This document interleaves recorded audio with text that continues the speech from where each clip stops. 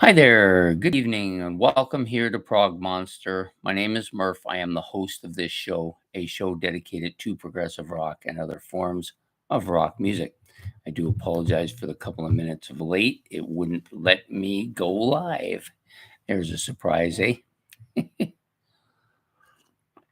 not sure if it was the channel or if it was the internet.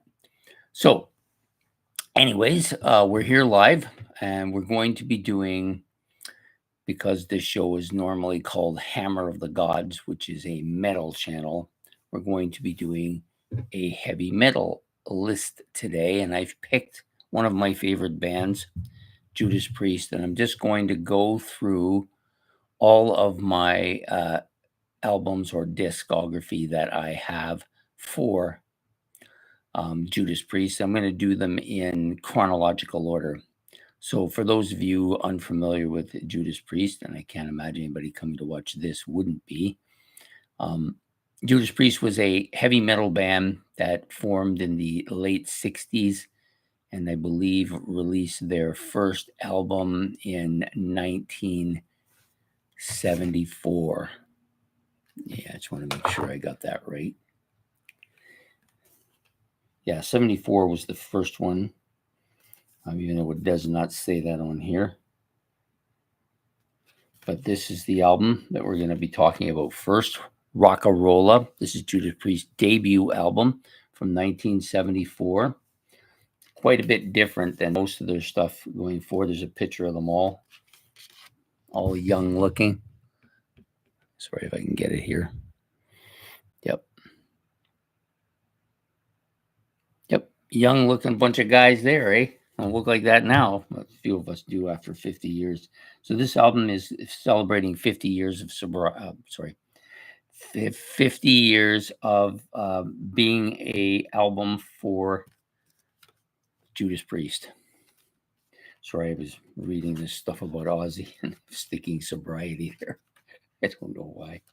Anyways, I had never owned this album before. It was I got it like a couple months ago.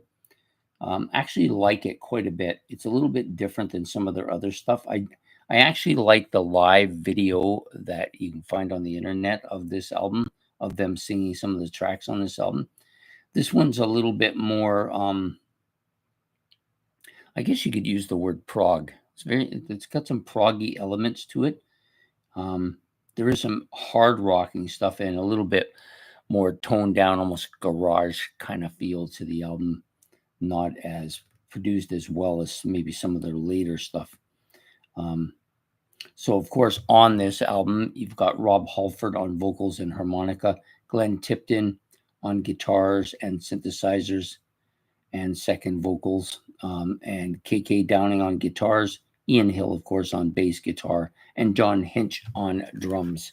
So, if you're looking at it picture-wise, this would be Halford here. Tipton right here where my fingers up and down, Hitch, right here, KK here, and Hill in the corner over here. So actually, if you're looking this way on my computer, you'll see the picture of them up here. It's the same. It's not the same picture, but it's from the same album. It came with the album, which was nice. I liked it. So this is, like I said, their first studio album released in 1974. Pretty solid, but doesn't really.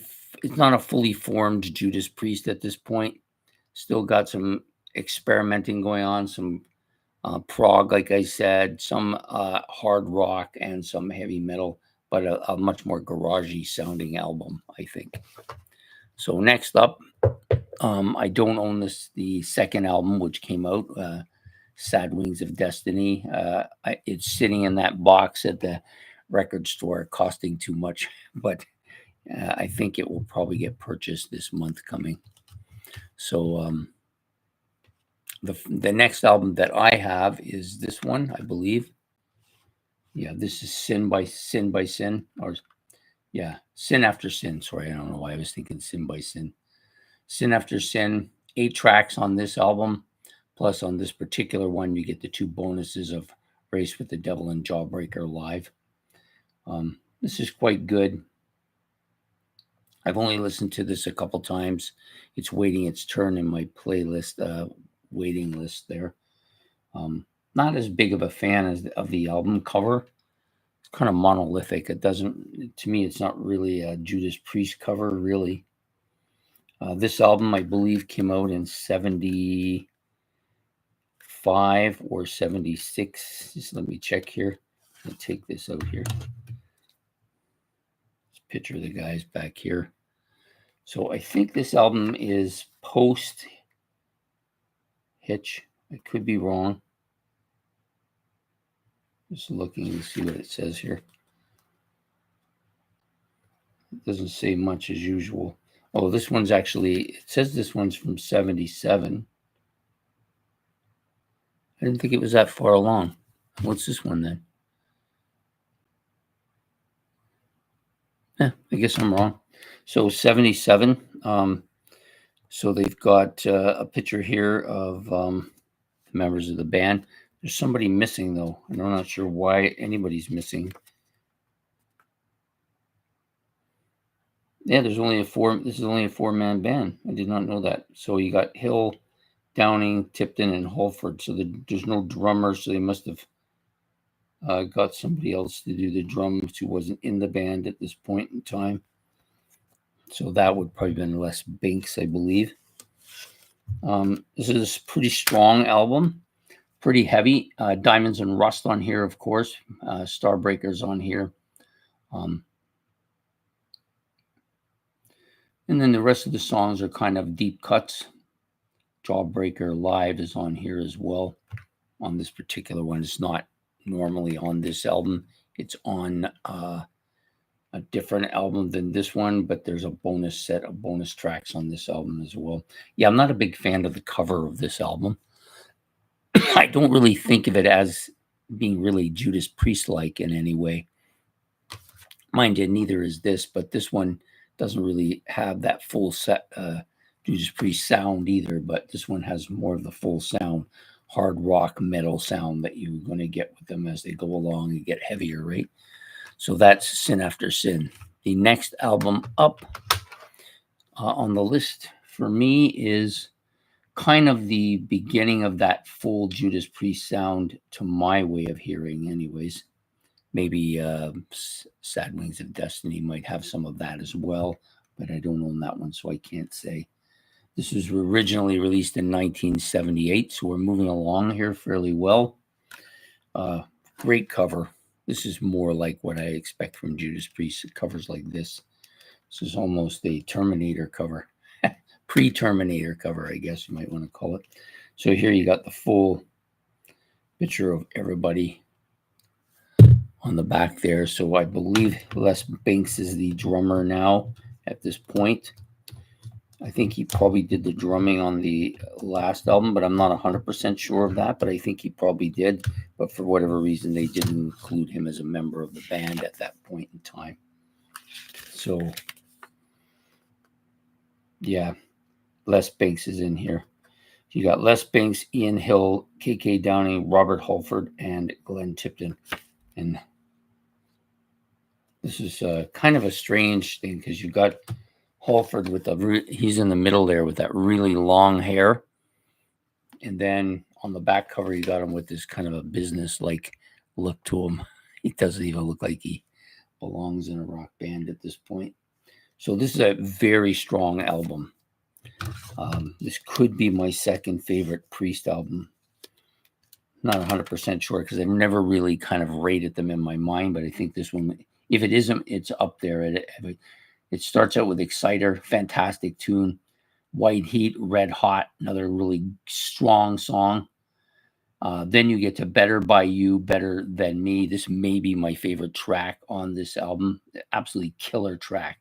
And there's a live version in the bonus tracks on this particular one too. Really, really strong song.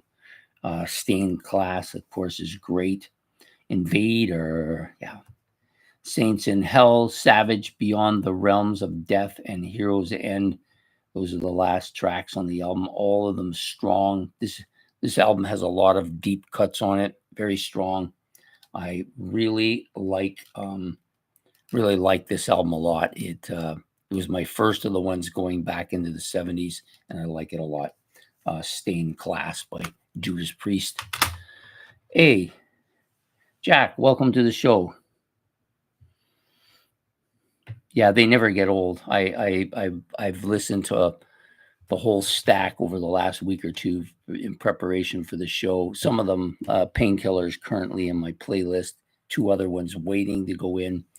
And for me, it's, even though I've been listening to Judas Priest going back to the early 80s, a lot of these albums are still new to me because I never owned a lot of them. I had 2 greatest hits albums, which I don't have anymore because they were in vinyl, and one, of course, I had Scream for Vengeance and Defenders of the Faith, which were the 2 I got first. The next album up on the list is Killing Machine. This one's right near the top of my waiting list to go into the playlist, so it should go in within the next month or so, waiting its turn. I'd listened to the entirety yesterday, this album, or maybe it was 3 or 4 days ago, actually. Lots of good stuff on here. Hell Bent for Leather, that's a song that most people who have any kind of greatest hits or listen to them on the radio will know that song. And of course, it has Green Manalishi, which is one of their classic great songs. Always been one of my favorite of theirs. I never owned this album. The deep cuts on here are really good. This is quite a heavier album too, heavier than any of the previous ones, in my opinion. Really like it. And you've got you've got the previous guys that I mentioned: Rob Halford, Glenn Tipton, KK Downey, Ian Hill, and Les Binks on the drums. Strong album. The cover's okay. It's better than Sin by Sin, but not really one of my favorite covers by them. But Halford sounds amazing on this album too. Like it. British Steel's my next album up. Oh, no, actually, it isn't. The next one up for me is, because this is a Judas Priest collection. That means all of the albums I have by them. I do have a greatest hits, but it doesn't have a cover or a CD. It's in a folder, which it's kind of scratchy as hell. I don't really ever listen to it anymore. But you have Judas Priest Unleashed in the East. To me, this is a top shelf live album for me, one of my favorite live albums. I don't think it's my favorite. It's probably in the top 5 though. Really strong album. To me, this is the beginning of when I started to notice how good Rob Halford's voice was. This guy can hit notes that very few metal guys can hit. He's still young here, but he's just like nails a lot of these songs, and the live versions to me are among the best versions of the songs. You've got Exciter, of course, I like that. Running Wild, Sinner is great. The Ripper, another great tune. The live version of Green Manalishi here is fantastic. Diamonds and Rust is great here. Victim of Change is another great tune here. There's some bonus tracks on this which I think are quite good. Deliver the Goods, Hellbent for Leather, a different live version of it, really good. And Starbreaker, all good. Nice shot of the boys on the stage. Motorcycle in hand. Or on back, right? Whatever you want to call it. So it's a pretty good cover. Nothing outstanding, but a good cover. But the album itself is fantastic. I just want to see if, I believe Les Binks is the drummer on here as well. This could be his last one with them. I'm just looking. Yeah, he's on this one as well. Nice shot of them all here. Absolutely killer stuff. Yeah, fantastic Judas Priest. If you like live, they got a lot of energy live. Some bands don't. There's 2 kinds of band: those that should just stay on studios, and those that are much better live. Judas Priest qualifies as the live one, although their studio stuff is really good as well. Now we're going to move on to Jack's favorite album here by them, British Steel. This was, I think I'm not stepping out of line here, but I think this is probably their biggest selling album. It's got all of that, all those big hits that you used to hear on the radio. Rapid Fire, Metal Gods is on here. Breaking the Law, another terrific song. Grinder, and with the news of Rob Halford coming out of the closet, this song definitely has a new kind of meaning to it, but I'm not going to get into that. Living After Midnight, of course, is probably one of the preeminent Judas Priest well-known tracks. Tons of radio play. In my opinion, it's probably one of the most overplayed Judas Priest songs. I do like it, though. It's probably still my favorite song on the album. I know it does take a bit of a beating from people who see it as a bit of a too much commercial sound to it, but I personally kind of like it. The Rage and the Steel are really good. And then this one has, of course, bonus tracks on it as well, which features Red, White, and Blue and Grinder Live, which is pretty good as well.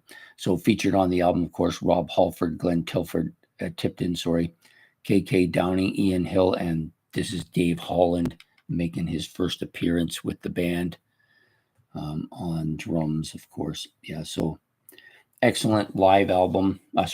Excellent album. Probably one of their. Is this the first one in the 80s? I believe it is.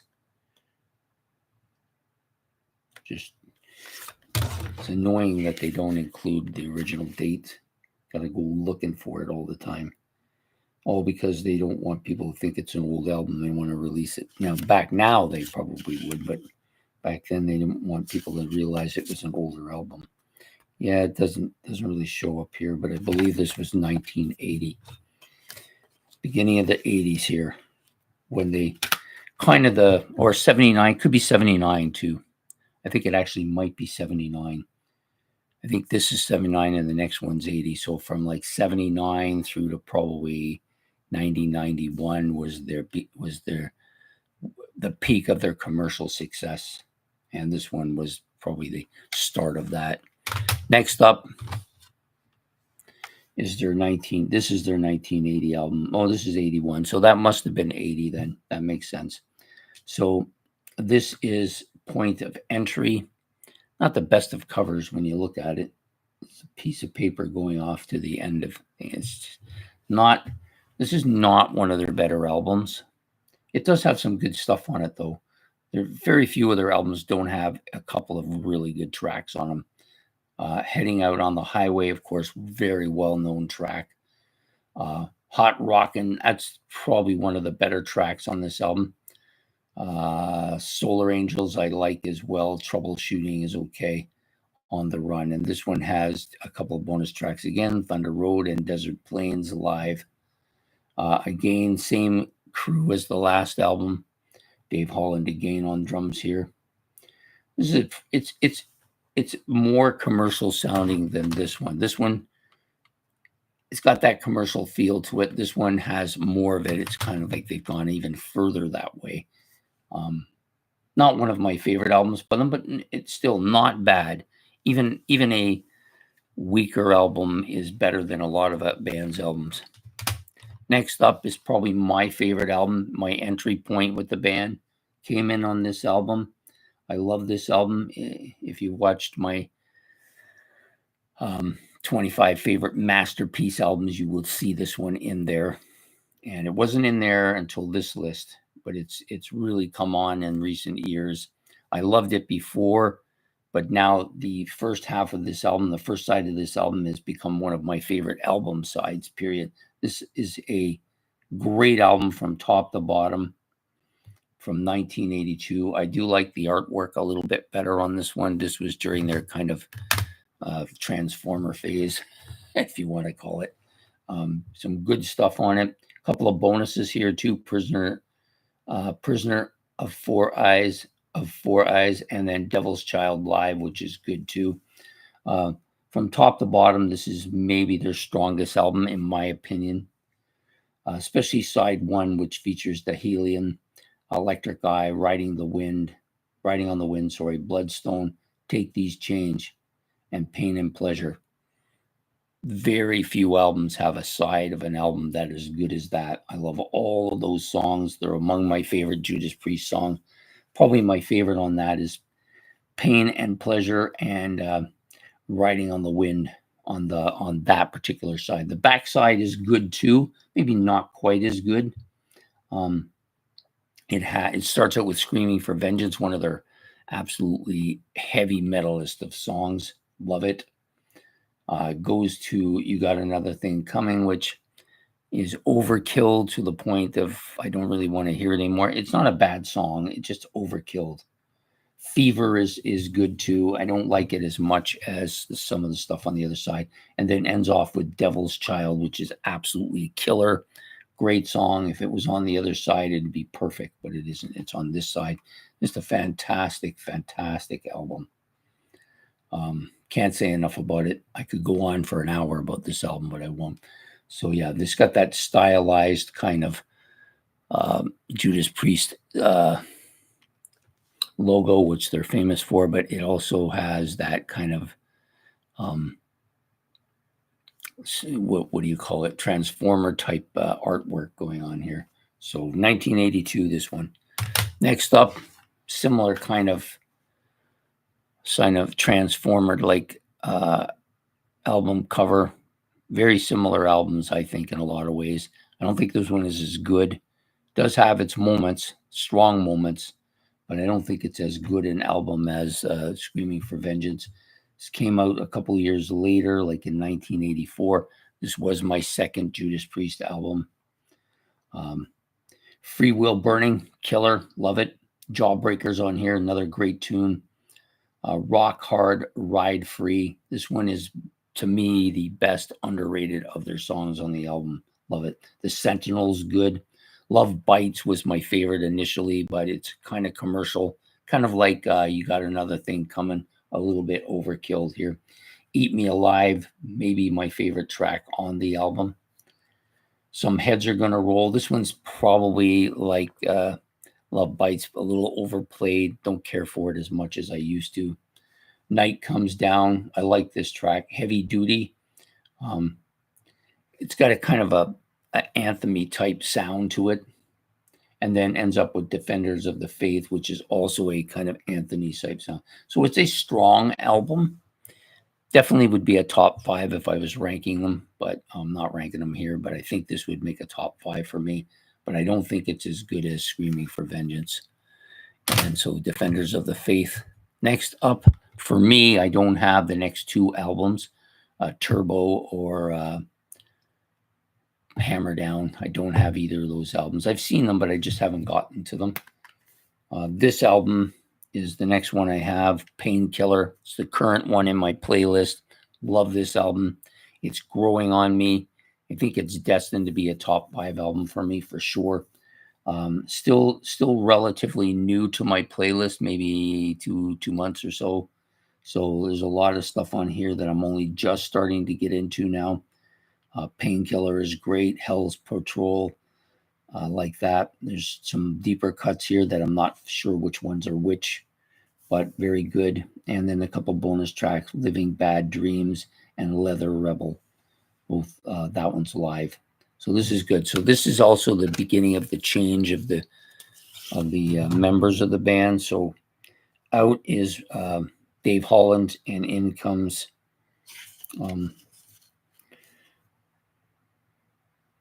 just Scott Travis, sorry. So you've got Rob, Ian, KK, and Glenn Tipton, and then you have Travis joining them on this album. Very good drummer. More of a speed drummer than I think he's much more of a speed drummer than Holland was. Holland's a good drummer. I don't mind him. He was good. I don't think he was as good as Les Binks, but he was a good, solid drummer. This guy, I think, is better than both of them myself. That's just my opinion. Yeah, solid album, Painkiller from 1990, I believe it is. Yeah, I believe this is from 1990. Currently in my playlist and doing quite well, actually. Yeah, absolutely. The vocals on Painkiller are nuts. But you know what? This guy never ceases to amaze me. Even now, like as like in his 70s, he still is able to do stuff that you wouldn't think this type of vocals for this type of music, he'd be able to do that stuff. But he's just right there. But I agree with you. Absolutely agree with you, Jack. This is one of the um, best vocal albums by them, and it's growing on me too because I got it at a, believe it or not, I got it at the Value Village. There's like 30 of these albums. Somebody had just brought a whole list of them and they put them all out, and I bought a whole 30 of them. And this was one of them. I got it for like $2. Absolutely killer. So the next up is Redeemer of Souls. So these last three are their last three albums that they put out. So I missed a whole bunch of stuff in between Painkiller and this one. Nostradamus, the two non-Rob Halford vocals albums. I don't have them in there, and I don't have. There's another one in there. I don't have as well. I think I'm missing 6 other studio albums in total. Sad Wings of Destiny, Turbo. What's the one that comes out after Turbo?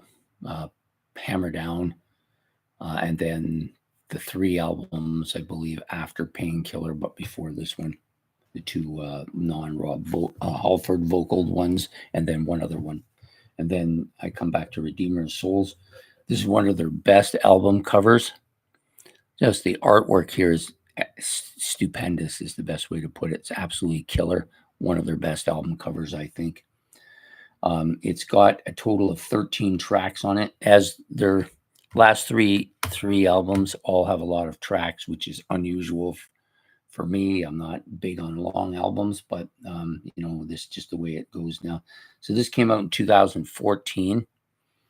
Some really killer stuff on here.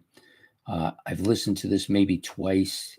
It's not currently in the waiting list or anything because I can only have so many albums in the waiting list. So it's going to have to wait to get onto the waiting list to get onto my playlist. But I listened to it today. The next 3 I listened to today. This is a really strong album. I love that cover back at the back too. So yeah, just enjoying this. Looking forward to playing this too. So who's in the band at this point? Let me see. This is new to me. You got Halford, Glenn Tipton, Richie Faulkner has now joined the band. I think he may have joined a few albums before this. Bass guitar, Ian Hill, and then Scott Travis is here as well. I like this. This is like a nice shot of them here too with the picture of the album cover. It's absolutely killer. So Halford, again, really good on this album. Can't say enough about his voice. One of the great vocalists of rock history, I think. Next up, this one's new to me as well. Listened to it for the first time today. I never heard it before. I heard it was very similar to their last album, so I knew I would like it. I do kind of like this cover a bit. It's a little bit different, kind of a little bit more reminiscent of that Transformer age, but not totally like it. I do like this back part too, quite good. Yep, another solid album here. This is from 2018, so it's about 7 years old now. 14 tracks in total. I thought it was quite good. Pretty heavy, very Judas Priest sounding. The drums are fantastic on here as well. You've got Halford, Tipton, Richie Faulkner again, Ian Hill, and Scott Travis on this album. It's really strong album. Strong. I'm thinking this will be almost as strong as the last one for me. Very similar sounding. Great stuff. So in the final album in their discography, or in my collection as well, is this one. I love this cover, but I like this much better. This is fantastic. Just a real Warriors-like album, right? Invincible Shield. The booklet that it came with and the pictures in it are fantastic. The artwork is great. Absolutely killer. You got a total of 11 tracks, and then I bought the what do they call it? The deluxe edition. So you get 3 extra songs with it, and believe me, they're all well worth it. Like the deluxe, for the extra $10, getting those 3 songs is worth it. Fight for Your Life, Vicious Circle, and The Lodger. Liked all 3 of those tracks. This one was in my playlist, did quite well. Did well in my What's New collection for last year. I think it was top 5 or 6 on the list. Might even been higher. Panic Attack, great track. That's the big one, the one that they put forth as the single. The Serpent and the King, another good one. Invincible Shield is good. Devil in Disguise, I like that. Gates of Hell. Probably my favorite track on the album is Crown of Horns, which is 6th on the album. So that if you were doing a vinyl, it would probably be on the first side. As God Is My Witness, another killer track. Trial by Fire is good. Escape from Reality. Sons of Thunder, another great track. And Giants in the Sky, maybe the weakest track on the album. I just didn't warm for that. I'm not sure what the reasoning is. There's no real reasoning for it. It just is. But the bonus tracks are really good. And this booklet is fantastic. I love it. Got your CD part here. And I actually, to be honest with you, I prefer the booklet mode with the little holder for the CD rather than those digipacks. I just find it works better. I wish more bands would, if they're going to do something that's a booklet-like type thing, this is a better deal than the digipacks. I think most people who collect these things would probably agree with me too. So this is the same lineup: Halford, Tipton, Faulkner, Hill, and Travis. Yeah, just some fantastic pictures in here. Artwork is great. That one's fantastic. Crown of Horns, or God Is My Witness. As God is my witness, do hell to pay. Yeah, fantastic. Anyways, that's my entire collection of albums by Judas Priest.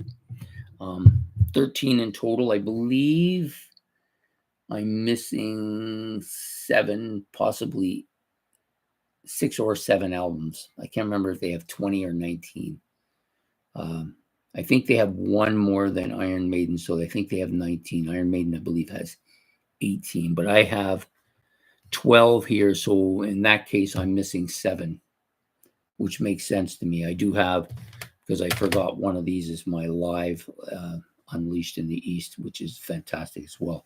This band has as many great albums as any band. And I suspect going forward that many of these will become masterpieces in my collection. At this point in time, I only have the one, which is Screaming for Vengeance, but there's 3 or 4 that are going to go nominated this year. Probably only one will make it, maybe 2. I don't think I've ever nominated 2 albums by the same band for a masterpiece. I don't think that's happened. Iron Maiden's had 1 in each of the last 2 years. And well-deserving. They have a lot of great albums too, maybe even a bigger run of great albums than Judas Priest, but definitely a band well worth listening to. Yeah, it was fun to do this video. I've been wanting to do this for a while here, and so now that I'm doing this Hammer of the Gods metal show again, I think before I was just recording what I did and then putting it out there for people to watch, but I wanted to do more of a live stream so that people wanted to have any kind of input on it, they could.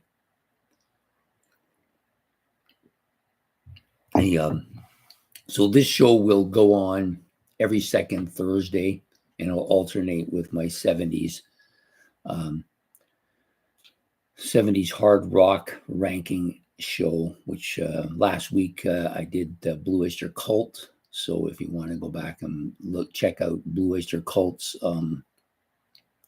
70s collection. So that means none of the stuff that came out in the 80s. We're only doing 70s on that show because that's what I'm most familiar with. Maybe at some point I'll do 80s hard rock ranking show. That might be next on my list. So we'll see what happens. But for now, I'm going to alternate between the two shows.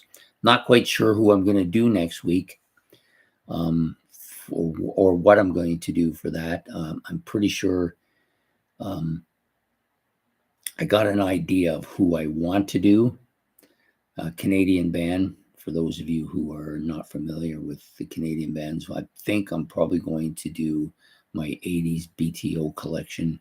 I am missing one album from the collection. It's Freewheel. I think it's the last one that came out in the 80s or 70s, sorry. And actually, they may have had two. I'm not 100% sure, but I've looked for the album. It wasn't a big seller, so there's not a lot of used ones, and they never seem to get these in the new bin either. So I probably would have to go online and order it, and I'm not much for that, but you know what, that could change. Freeways, yeah, sorry, couldn't remember the name of it. A decent album. I don't think it measures up to some of the earlier albums, but it's still pretty good. I think, if I'm not mistaken, it's the last album that Randy was with the group before he went on his own. Yeah, I think that was the final kind of Randy Bachman BTO, and then it became Rob Bachman BTO after that. Not that I mind, I like Rob, but they got another Randy. Randy Murray took over from them, I believe, from him. And I think that was probably around the time, well, that was more in the 80s, that April Wine bass player, whose name is eluding me at the moment. Geez, I can see his face too, and I can hear his voice, and I just can't remember his name. Anyways, so I think that's what we're going to do. We're going to rank the discography or the studio albums of BTO on my next ranking the album show. I was wanting to do them, but I wasn't sure how far along I wanted to go with this before I started doing them. Jim Clench, yeah, you're right. That's the guy I'm thinking of. Great vocalist. The vocalist for Ooh, What a Night, right, from April Wine. And I think he actually was with the Guess Who at one point as well, if I'm not mistaken. And he did do a stint with BTO, I think. But when he moved to BTO, I believe that was when C.F. Turner went on the rhythm guitar for a while, and Clench was on the bass, if I'm not mistaken. So, or maybe it was the other way around, but I think it was that way. I think Clench came in as the bass player vocalist, and then C.F. Turner went to rhythm guitar for whatever amount of time they were together. Yeah, so that's what we'll be doing next week on Thursday night for 70s hard rock ranking. We'll be ranking the 1970s studio albums for Bachman Turner Overdrive, and we'll probably talk a little bit about Brave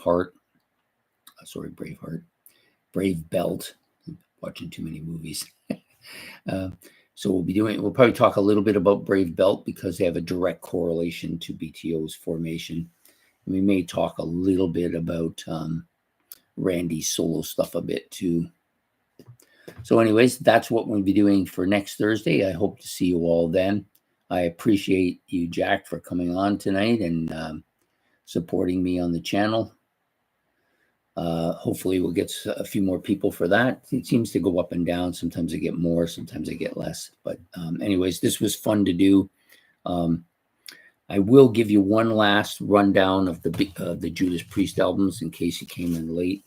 So I started with Rocka Rolla, their debut album. Nope.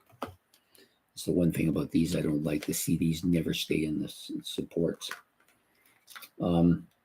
Next up is Sin by Sin. I do not have Sad Wings of Destiny. I apologize for that one.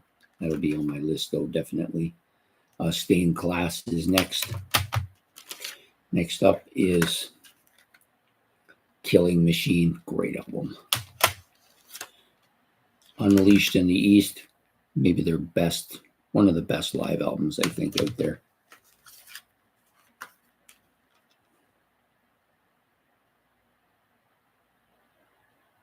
It's okay. I'm just giving you a rundown, Tychos, on what the albums were in my collection, and so we're a little bit halfway through it now. This one, British Steel. Next up, Point of Entry. My favorite, personal favorite, Screaming for Vengeance. There's no doubts about that. Another top 10 probably for me, Defenders of the Faith. Then we jump up to Painkiller, skipping over a couple that I don't have, Turbo and I can't remember. Redeemer of Souls from Judas Priest. Their third last album. Their second last album was Firepower. This is new for me. I listened to it for the first time today. Great album. And then finally ending up with Invincible Shield from last year. One of my favorite albums last year. I like this album a lot. I like the format of this a lot too. These books are really good. They keep the CD well. There's lots of stuff to read. You don't have to worry about those digipack problems that you get with some of them. This one is just fantastic. I love it. Now I got to get my Rocka Rolla because it rolled out.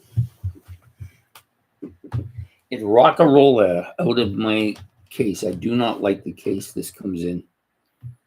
They should just do a new one, do a new release for it. It did have a poster with it, which is up on the wall there. That part I liked, but as you can see, it doesn't hold together very well, and then it's easily sliding. It's not the best of formats, but anyways, that's my Judas Priest collection.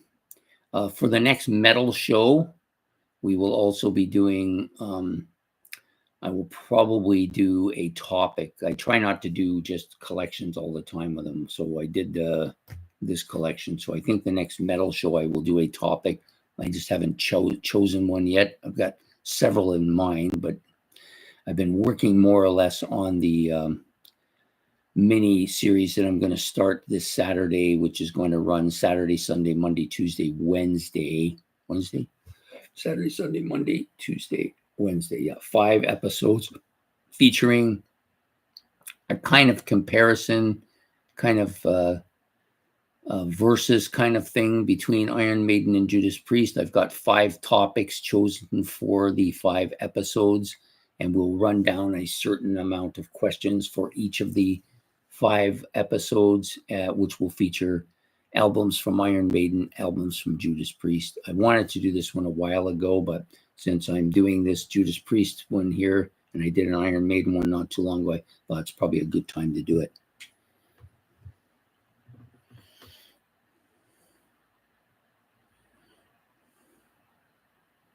Yeah, you're right about that, Tychos. It's very difficult to collect albums, especially now, because a lot of these albums have been gone for 30 or 40 years, and you gotta go out and find them, or you gotta order them online. If you order, you can get them all, but depending on which route you want to go and how expensive you want to go. So there are some albums I'm willing to pay more for, but a lot of the albums that I don't like enough to pay the online prices. So I just keep looking, and I kind of like that searching thing too. So you're out there and you find something that's in good condition that you never thought you were going to find. Like Painkiller, I got it for $2. I was so excited.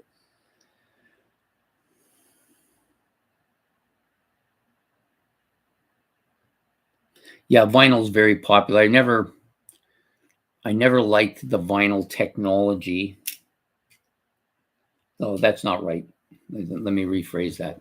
I like the vinyl technology as far as the sound goes, but I never liked the actual physical vinyl record.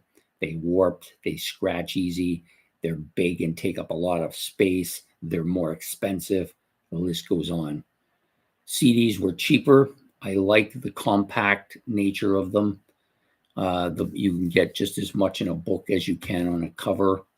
They don't warp or scratch nearly as easy. They're easier to store. You have more space for them. They're easier to access and stack on your thing here. There's just a lot of things about them I like. The only thing about CDs that I've never been overly crazy about is I never liked the digital technology as much. But I think a lot of the CDs have come out, they've stream that analog kind of sound system through into the CDs now, so you're not getting as much of that digital technology, which I actually prefer. So I kind of like both for different reasons.